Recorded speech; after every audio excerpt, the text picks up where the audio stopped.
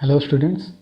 So we had started class for basic electrical engineering. Today we will continue that class, and in the last class we had studied about resistance and its series combination.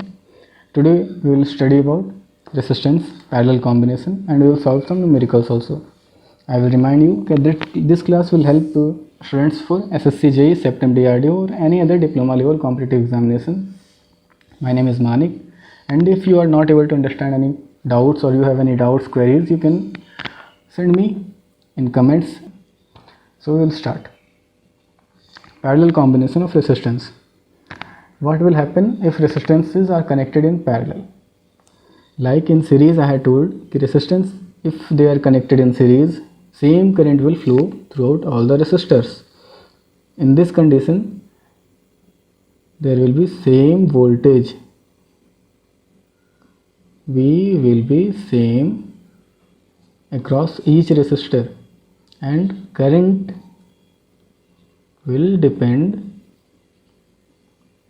on resistance. I have already told कि if resistance is more, it will allow less current to flow. It is a simple logic. अगर किसी का resistance ज़्यादा है वो कम current को flow होने देगा. It means resistance जिसमें ज़्यादा है उसमें current क्या होगा, कम होगा. So in the circuit you can see R1, R2, R3, these three are connected in parallel and current is I1, I2 and I3.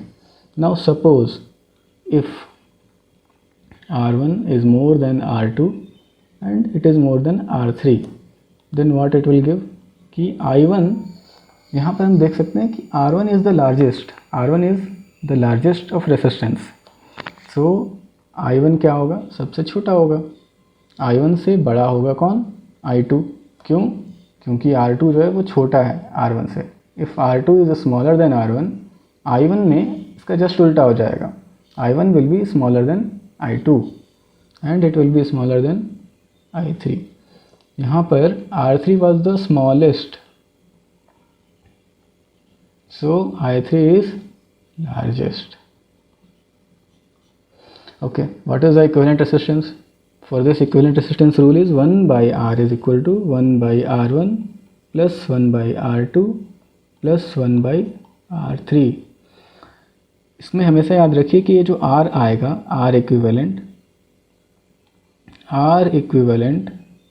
will be smaller than R1 or R2 or R3. Now suppose R1 एक resistance है 10 ओम का, 10 ओम.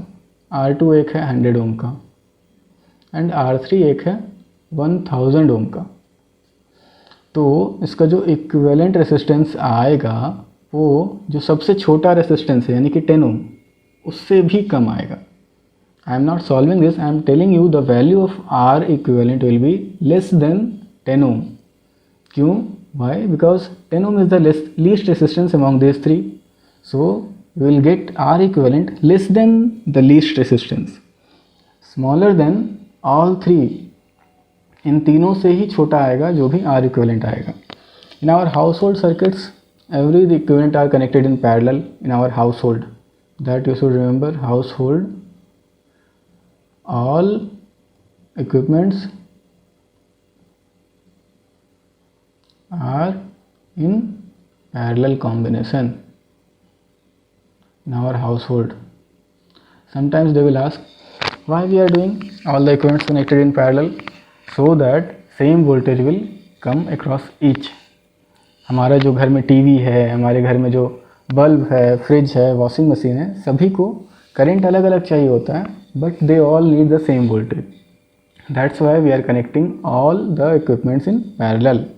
इसका दूसरा advantage क्या है, अगर सारे equipment series में कनेक्टेड होते हैं, if all are connected in series, then अगर एक भी इक्विपमेंट ख़राब हो जाता, then the current will stop flowing. क्यों, क्योंकि पाथ ओपन हो जाता. हम लोग जैसा देखे थे सीरीज कॉम्बिनेशन में, मान लीजिए यहाँ R1 is open. Suppose R1 will become open, then what will happen? From this point to this point there is no path for the current to flow. क्या होगा, करंट रुक जाएगा. So no any other resistor will get the current. Path is open. सो कोई भी equipment काम नहीं करेगा। लेकिन पैरेलल में क्या होता है, इन दिस सपोज एक खराब हो गया, only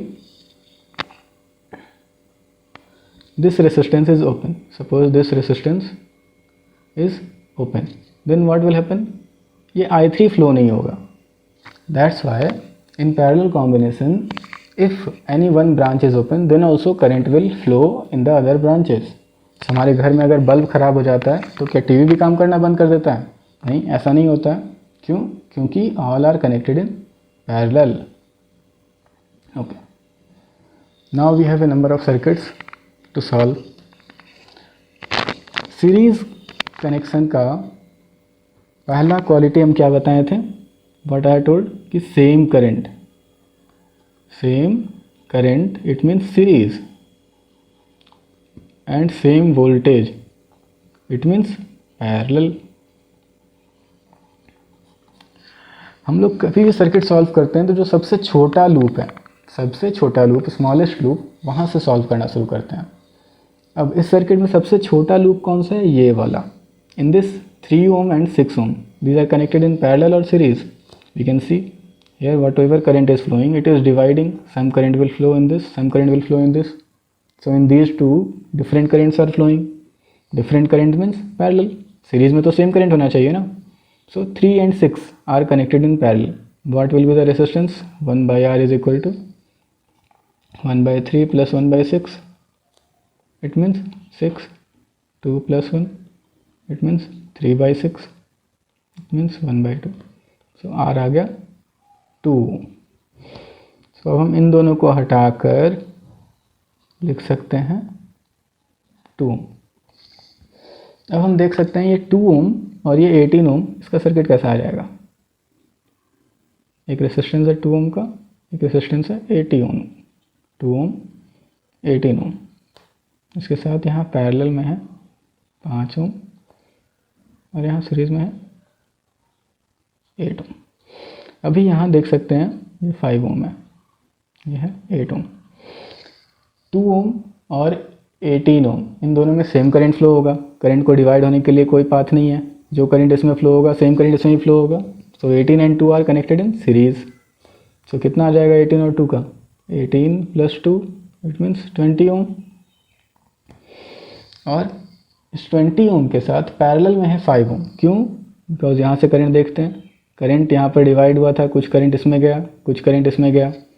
so in this path and this path current are different, so this two are connected in parallel. So 20 ohm के साथ पैरेलल में है 5। सो क्या होगा 1 by 20 plus 1 by 5, we can solve it, it will come around 4 ohm। कितना आएगा 4 ohm। अब हम लोग फिर से इसको सिंप्लीफाई कर सकते हैं, 4 ohm है और 8 ohm है, ये 4 है ये 8 है, ये दोनों क्या है सीरीज़ में है। क्यों? क्योंकि सेम करंट फ्लो होगा, जो करंट इसमें फ्लो होगा वही करंट इसमें फ्लो होगा, करंट कहीं डिवाइड नहीं हो रहा है।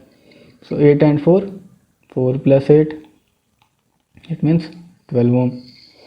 सो ये सॉल्व हो गया। In this question there are number of small loops. First is this is a small loop, this is also a small loop, so we will take these two। 6 and 3 connected in series or parallel, you can say current इसमें divide हो रहा है, इसमें divide हो रहा है, तो 6 और 3 पैरेलल में है। सो 6 और 3 का पैरेलल कॉम्बिनेशन पहले भी हम पढ़े थे, 2 ohm आया था, यहाँ भी था 6 और 3 का पैरेलल 2 ohm आया था। सो आ गया 2 ohm। अब यहाँ भी है 2 ohm का रेसिस्टेंस, फिर आगे है 6 ohm रेसिस्टेंस, और ऐसा है।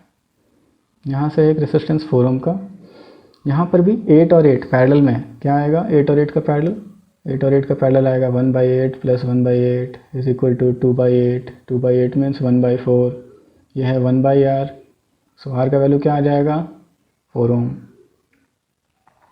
सो ये भी आ गया 4 ohm, यहाँ है 4 ohm, यहाँ कितना है 6 और 3 का आया था 2, यहाँ कितना था 2, यहाँ है 6। Now we can see smaller loop, this is the smaller loop. In this loop what is there, same current will flow in 2 ohm and 6 ohm। यहाँ पर कहीं करंट डिवाइड तो हो नहीं रहा है, जो करंट 2 ohm में फ्लो होगा वही 6 ohm में फ्लो होगा। सो 6 और 2 का series combination 2 plus 6 it means 8 ohm। अब इसको अगर हम सिंप्लीफाई करें तो यहाँ 2 ohm है यहाँ 8 ओम है। यहाँ पर भी 4 और 4 क्या है, 4 और 4 सीरीज़ में है। क्यों, सेम करंट जो यहाँ से निकला same current will go in this also. यहाँ पर कहीं करंट डिवाइड तो हो नहीं रहा है। सो जो करंट 4 ओम में है वही करंट इस 4 ओम में है। सो 4 एंड 4 सीरीज़ में क्या आ जाएगा, बता सकते हैं आप लोग, 8 ओम। सो ये भी 8 ओम है, ये भी 8 ओम है, और यहाँ कितना है, 2 ओम। सो 8 एंड 8 पैरेलल में क्या आएगा, पैरेलल क्यों है, क्योंकि जो करंट यहाँ आएगा कुछ पार्ट इसमें जाएगा, कुछ पार्ट इसमें जाएगा। करंट डिवाइड हुआ, इन दोनों में अलग अलग करंट जाना है। सो यहाँ पर पैरेलल कॉम्बिनेशन होगा। 8 एंड 8 का पैरेलल क्या आ गया, 4 ओम। अब रेसिस्टेंस क्या आया, ये 2 ओम आ गया और उसके साथ एक आ गया 4 ओम।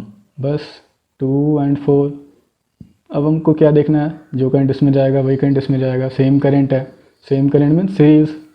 सो 2 + 4 व्हाट इट विल कम, 6 ओम। तो आपका क्वेश्चन सॉल्व हो गया। आंसर क्या आया, 6 ओम। इस तरह से आपको क्वेश्चन सॉल्व करना है। और भी क्वेश्चंस, इसमें बहुत सारे क्वेश्चन दिए हुए हैं, आप इसको सॉल्व करने की कोशिश कर सकते हैं। अब जैसे ये क्वेश्चन है, सबसे छोटा लूप ये है। सो यहीं से शुरू करेंगे। यहाँ हम लोग देखेंगे कि ये 4 ओम और इस 10 ओम में सेम करंट जा रहा है, लेकिन ये 14 ओम में अलग करंट जा रहा है। क्यों, जो करंट यहाँ से आया वो यहाँ पर डिवाइड हो गया, कुछ पार्ट इधर गया, कुछ पार्ट इधर गया। जो इधर गया वो 4 ओम में भी गया और 10 ओम में भी गया। तो इसलिए 4 और 10 क्या है, सीरीज़ में है। सो 4 + 10 क्या आ गया, 14 ओम। लेकिन ये 14 ओम में अलग करंट जा रहा था, यहाँ पर डिवाइड हुआ था क्योंकि कुछ इधर गया था कुछ इधर गया था। तो ये क्या हो जाएगा, पैरेलल में हो जाएगा। सो 14 पैरेलल 14 क्या आएगा, 14 parallel 14, 1/14 + 1/14 it means 2/14 it means 1/7। आप करके देखिएगा 7 ओम आएगा। My handwriting is not so good. So 7 ohm आ गया। अब इसको अगर हम सिंप्लीफाई करके देखें, यहाँ 50 ओम है, यहाँ पॉइंट बी है, पॉइंट बी से है 8 ओम का रेसिस्टेंस, आगे है एक 7 ओम का रेसिस्टेंस, यहाँ है 30 ओम, यहाँ है 25 ओम और यहाँ 15 ओम। यहाँ है 15, 25, 30, 50, 8, यहाँ कितना आया था, 7 ओम और 7। 8 और 7 किस में है, सीरीज़ में है। क्यों, क्योंकि सेम करंट फ्लो हो रहा है दोनों में। यहाँ पर करंट को डिवाइड होने के लिए कोई पाथ नहीं है। जो 8 ओम में जा रहा है वही 7 ओम में जाएगा। सो 8 + 7 व्हाट इट विल कम, 15 ओम। अब ये 15 ओम जो है वो इस 30 ओम के साथ क्या है, पैरेलल में है। क्यों, यहाँ पर जो करंट आ रहा था उसका कुछ पोर्शन इधर गया, कुछ पोर्शन इधर गया। इट मीन्स इस पाथ में जो करंट जा रहा है और इस पाथ में जो करंट जा रहा है वो अलग अलग है। If current is different it means parallel. So 8 and 7 series में था, 15 ओम आ गया। ये 15 क्या है, 30 ओम के साथ पैरेलल में। सो 15 parallel 30 you can solve it, 1/15 + 1/30 it will come 32 + 1 3/30 it means 1/10। So R कितना आ गया, R आ गया आपका 10 ओम। Now we have to find the resistance between A and B, means you have to start from A and you have to reach B। अब हमारे पास क्या क्या बचा, यहाँ पर है एक 50 ओम का रेसिस्टेंस, यहाँ आ गया 10 ओम का, यहाँ है 50 ओम, यहाँ है 15 ओम, यहाँ है 25 ओम, यहाँ है A, यहाँ है B, यह है आपका 15 ओम, यहाँ है 25 ओम। नाउ A से B तक जाने के लिए अब आपके पास दो पाथ हैं।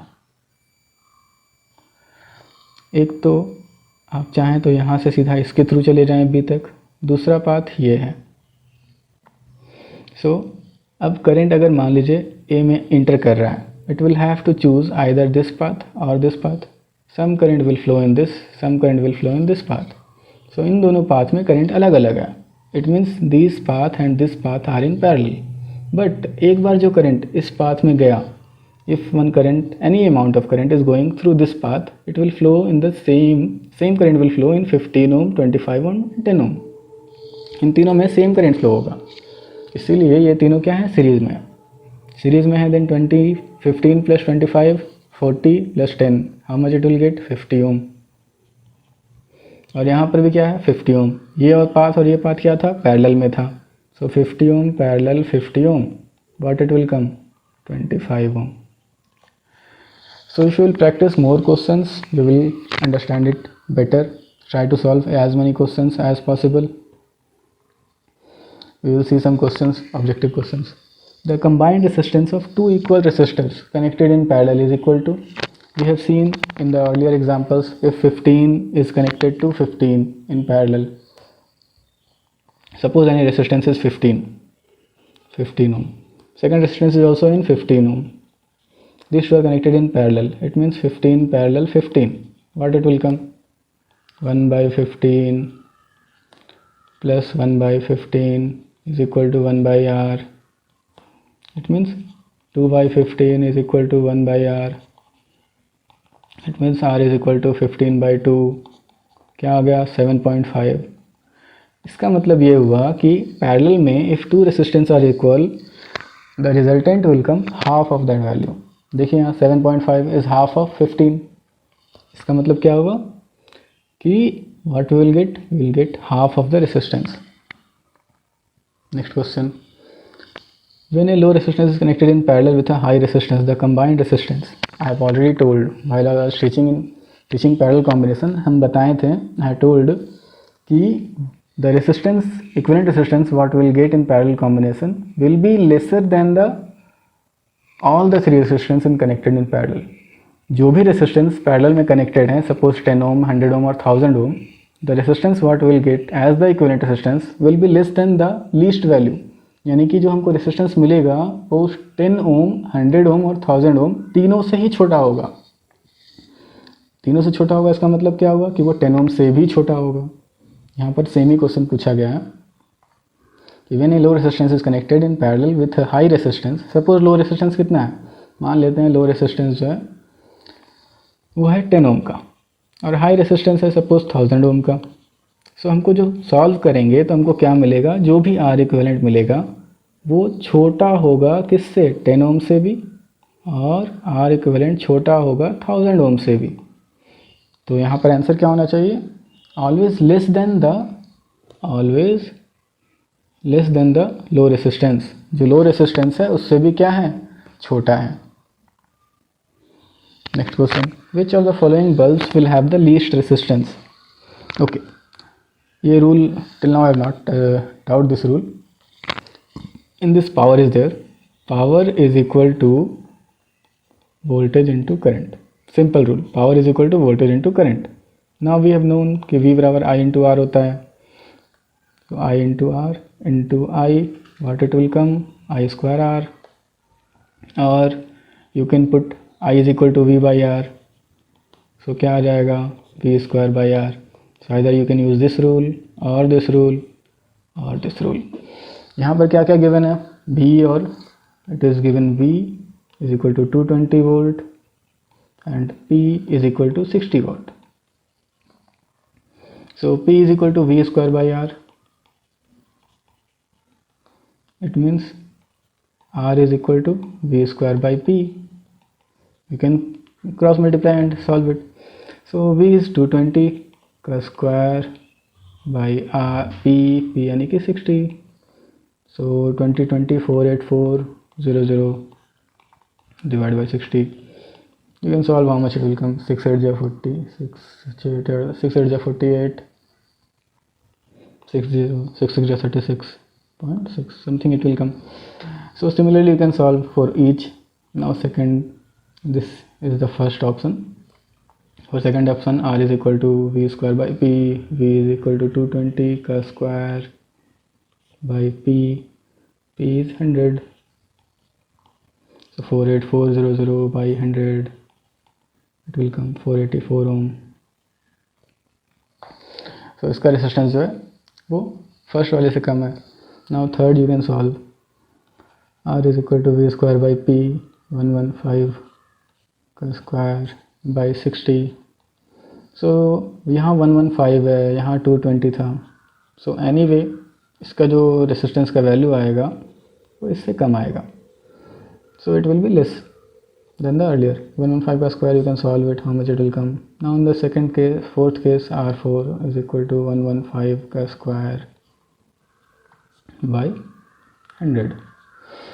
So what will be the least value in R4 में क्या है, ये वैल्यू भी कम है और ये वैल्यू ज़्यादा है. R जो है वो क्या है, अगर V बढ़ेगा तो R बढ़ेगा. If V will increase, R will increase, and if power will increase, R will decrease. In this case voltage भी कम है और पावर ज़्यादा है. ये कम है, इट मीन्स रेसिस्टेंस कम होगा, और power is more, that also means कि resistance will be less. So if you will solve all the four, you will come to know that D will have this resistance. Now this is the last topic for today. It is color coding of resistors. In some exams they will ask the color coding. So we will see this. For understanding color coding, you should remember a thumb rule. What is that thumb rule? The thumb rule is B. Roy, Great Britain, very good wife. Great Britain, very good wife. It means B. Roy, Great Britain, very good wife. B for black, this B for brown, R for red, O for orange, Y for yellow, G for green, B for blue, V for violet, G for grey, and W for white. This black is 0, 1, 2, 3, 4, 5, 6, 7, 8, 9. There will be one more thing, tolerance. Tolerance, if it is gold, means tolerance is 5%. Silver means tolerance is 10%. And if there is no color, then tolerance is 20%. Now suppose a resistor is given. This first color, second color, third color. First color is red, second color is yellow, and third color is green. So what is the number for red? Red का number है 2, yellow 4 and green का number है 5. तो इसका value कैसे लिखते हैं हम लोग? 2, 4 into 10 to the power 5 ohm. And if there is no tolerance band is given, it means plus minus 20%. If any tolerance band is given, suppose gold color is given as the fourth color, then plus minus 5% we will write. Now you can also see one more. Suppose any color is written black, then brown, here it is black, brown, and third color is yellow. So black means 0, brown means 1 into 10 to the power yellow. Yellow means 4. It means it will become 10K. If fourth color is not given, then tolerance is 20%. If fourth color is given, then you can write accordingly. Gold के लिए 5% है, silver के लिए 10%, and if no color 20%. So thank you. We will see in next class.